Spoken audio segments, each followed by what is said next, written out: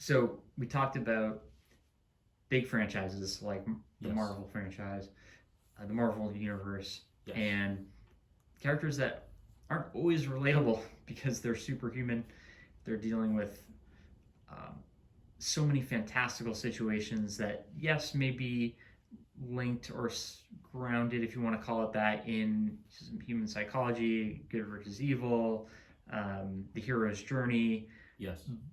But really, it's so much eye candy all at once. And there are films coming out that are really grounded in the human condition. They're about everyday people in extraordinary circumstances or tough circumstances. Um, I wonder what stories about Boston have not really been told because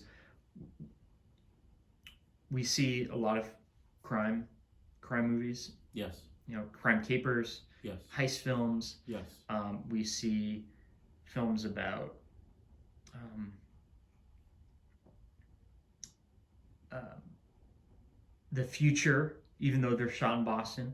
Right. So that could be either an alternate reality like Free Guy or something else. And Yes. there's so many talented actors in these projects, and they're so impressive. Yes. I want to pose the question: what stories have we not seen come out of Boston in TV and film? What sectors of life, what characters, what areas of Boston do we want to see on film that have not been on film yet? Ooh. Um, so, for example, I think personally it would be great to see a TV show about the world of education.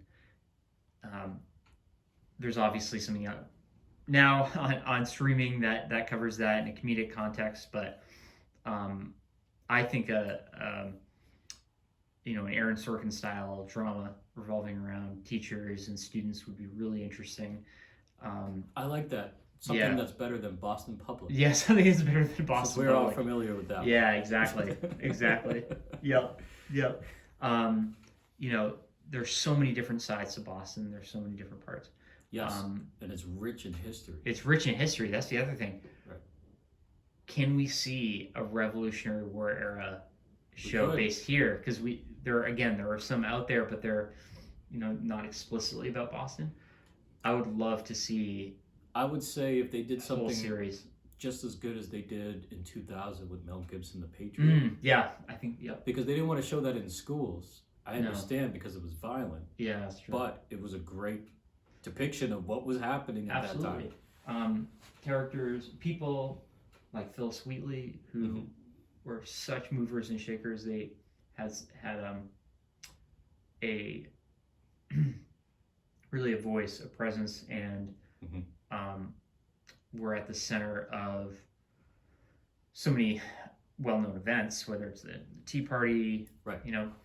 or several other important figures and events during that time. Mhm. We want to see them on film. We do. Want to hear their story. We do. Stories from that period that we may not know as well. Maybe stories featuring uh, marginalized characters. Exactly. People of color that have not had a stage in the context of retelling the Revolutionary War, Civil War. Yeah, What do you think? I think that's important, especially when they talked about Crispus Attucks and Mm-hmm. his determination and what he brought to the story, similar to the African American security guard who figured out who was there at Watergate. His story was also news as well. So it's just other things that Yeah. um, people tend to figure out. Okay, does this story have more teeth? Like, how can we bring it Yeah. out?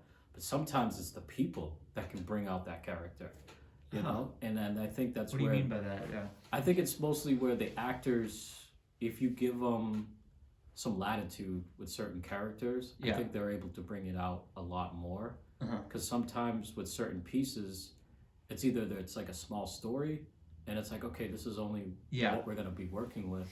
No, let's just say, hey, maybe in this situation, this character is gonna go much further than that, based on his determination of what is good, what is bad, but even what he did bad determined what could be good.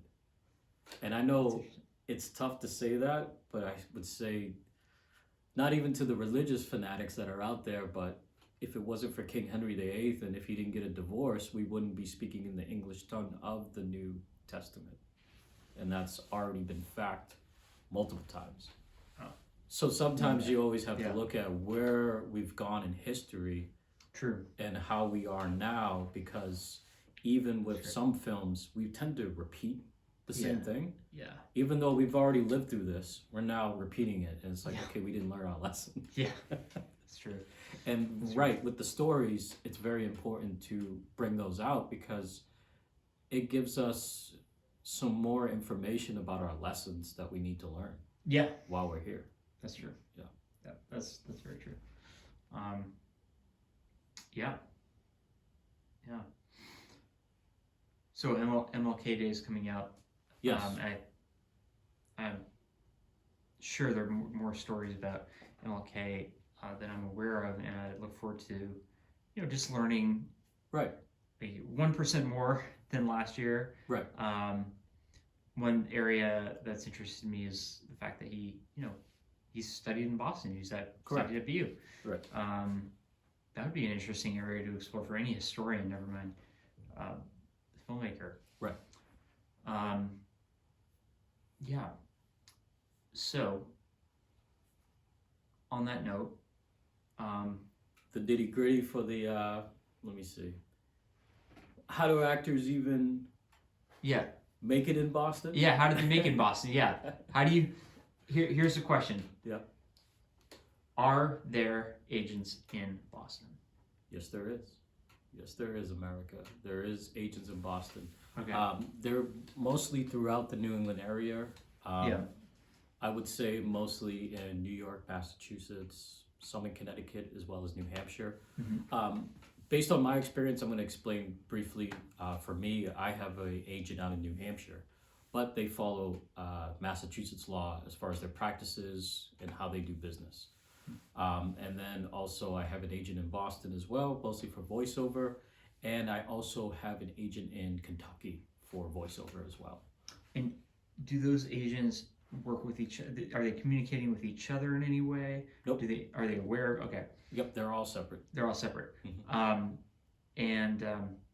Do you feel like you can ask them questions, get in touch to keep Yes, them up to date? yes. That's And I think that's always important is having that effective communication with your agent, because there's times where, as in this business, everything could be last minute, right?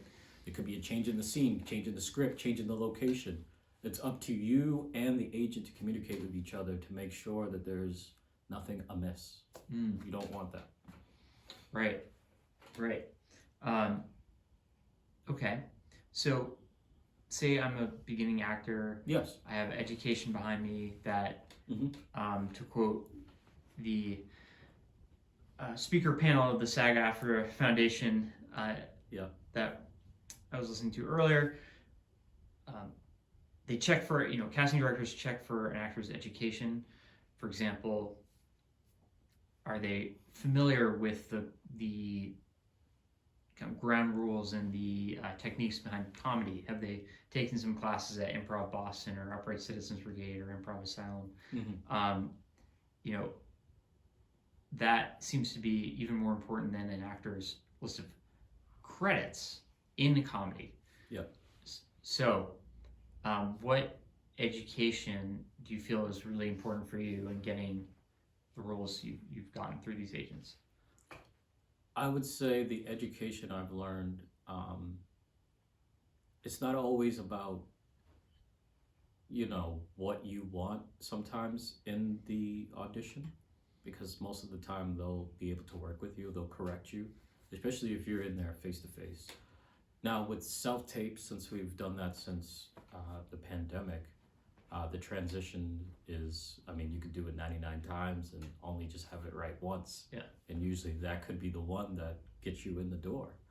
From what I've learned, even traveling to LA and meeting actors as well as casting directors, Right. about 25 of them, they were also explaining to me that yes, they still do self tapes. This is where the future is going, but they're going to keep it as a hybrid because major productions, major studios, you still have to come in person. I'm sorry, but that's the rules of the game, guys. You still have to go in person, and they still do screen tests. And we've seen some screen tests in the past where they've done it for Thor, they've done it for The Dark Knight in the beginning when they were trying to figure out who was going to play Batman. You've seen those screen tests. They even done it for Iron Man, where they have them come up, read scripts, have the camera, dress in the suit, because they need to know, can you embody that character? Right. And that's the same way of when you go for the audition. Are you embodying that character? We already know who you are based on the information you just told us. Right. And coming in saying, hello, we heard your voice. Now, who are you? And that's the thing. Yeah. Thank you for sharing that. It's a great piece of advice. So, what helps you get out of your own way and think about what is the character doing in the scene? How can I do what the character's doing? How can I not be so self-conscious about me as an actor in the auditioning, being perfect? You know, what helps you get out of your head as an actor into the character situation? I would say a great lesson I learned from Patrick Baca, who's also a casting director out in LA, who I worked with when I was there in November of last year.